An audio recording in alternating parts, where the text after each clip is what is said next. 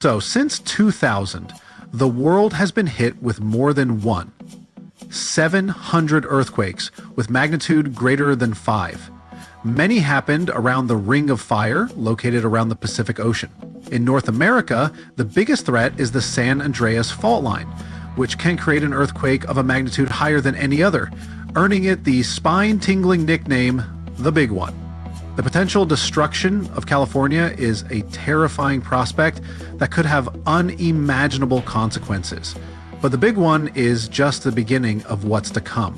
Bad news. Scientists have predicted an earth-shattering event that will occur in 2030.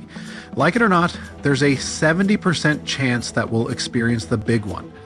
And it will be an earthquake with a magnitude of 6. 7. The San Andreas fault line will cause the Big One, but what is scary is that we can't predict it. On the other hand, a massive earthquake occurs every 100 years. This means there's always time to prepare for a natural disaster. If we traveled back in time, we'd see a few significant earthquakes like the ones that wiped out San Francisco and Fort Tahoe. Buildings made a long time ago are not quake-proof. They will collapse. Even if they survive, you should not enter them. But buildings are not the most dangerous part. You should watch out for electrical lines and gas pipes. Your hill house might be lovely, but it is extremely unsafe. During quakes, the hill can turn into a massive landslide that will destroy everything in its path. Say goodbye to road trips because all the roads will be ruined. You should have some spare water and food since you won't be able to go to the supermarket. This disaster won't be cheap.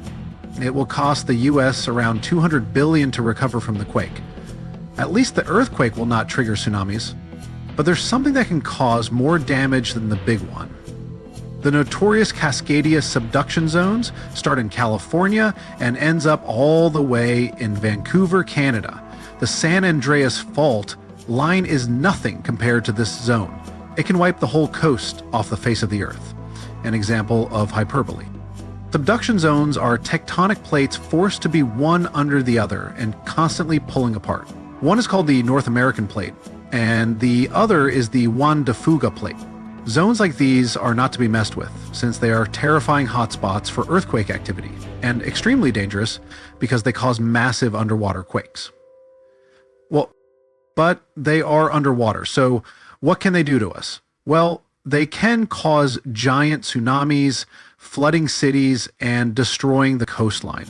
Right now, the most active zone is the Ring of Fire. The Cascadia zone might be less active, but it is like a sleeping beast that can wake up and destroy everything in its path, causing a groundbreaking earthquake. What's this? The last time all this stress was released was in the year 1700. Unlike the San Andreas quake, this one will cause massive tsunamis and much bigger shocks. Let's hope you'll be camping in an open field at that time, because most buildings and bridges will likely be destroyed. Also, be ready for the aftershocks, as they'll be devastating. Nature won't be spared either. Landslides will change animals' habitats, even our homes will be changed forever. Luckily, there is a light at the end of the tunnel, and scientists are doing everything they can to ensure our safety. New rules are implemented. Every new building must be able to withstand massive shocks. They're developing modern warning systems, and every new infrastructure must follow strict quick-proof guidelines. The Juan de Fuca and the North American plates are locked together, but they won't stay like that forever. When they unlock, get ready for a massive shake. The closer you are to the epicenter, the more damage you'll experience. But even if you are lucky to be far away, you may still feel the ground shaking for some time. And now, if we compare the Cascadia subduction zone and the San Andreas fault, we'll see how much more dangerous the Cascadia zone is. In 1994, there was an enormous 6.7 magnitude earthquake in the North Ridge area, close to the San Andreas fault. Sadly, many people didn't make it, and some were injured. Back then, buildings were not strong and earthquake-proof, and many of them were damaged.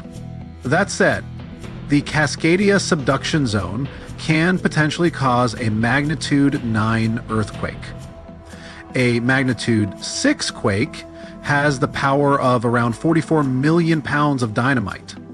But a magnitude 9 has the power of 44 trillion pounds of dynamite. The strongest ever recorded quake was in Chile. Its magnitude measured 9.5, and it destroyed most everything. So let's say you've survived the quake, but the struggle is far from over. Soon after, a massive tsunami will strike, with waves that might reach up to 100 feet in some areas. That's so unlike the San Andreas earthquake, which can't produce any significant waves. So say goodbye to your beautiful garden, since salt water will destroy trees and plants, changing the environment for a period of time.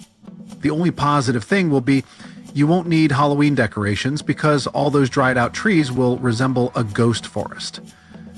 The combination of waves, quakes, and the sheer size of the area will make this natural disaster much more dangerous than any caused by the San Andreas Fault or the so-called Big One. A quake similar to this happened around 300 years ago. Many more have been recorded in the past 500 years, proving that they continually occur every 400 to 600 years. So technically we have around 100 to 300 years before the next big one hits. We still have no idea how exactly the Cascadia subduction zone works because we discovered it in 1970. This zone is super scary because it can cause big earthquakes. It was found by accident when researchers studied the Ring of Fire. They wanted to know if this area had caused any trouble in the past years, and the proof was under their noses.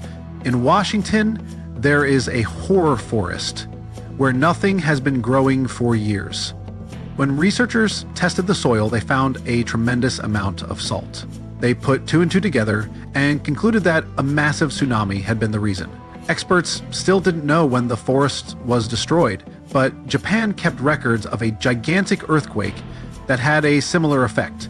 It was the one that happened in the year 1700. There's a 1 in 3 chance that the next one will occur in 2050.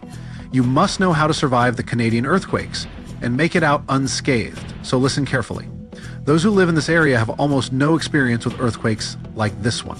Surviving the quake is relatively easy, but the tsunami coming afterwards is the real danger. After the shake, find the highest ground and go there. Only bring the essentials like food and water. Yeah, leave your baseball card collection at home. After the first hit, don't try to go down. Seismologists say that most likely there will be a few more waves, and they have proven this.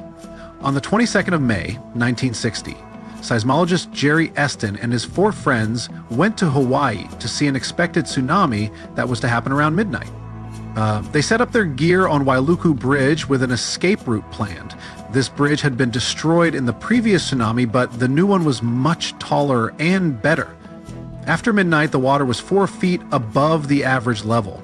The second wave hit a half hour after midnight, and the water rose another 9 feet by 1 a.m. The water started going down and dropped by 7 feet. But the horror was far from over.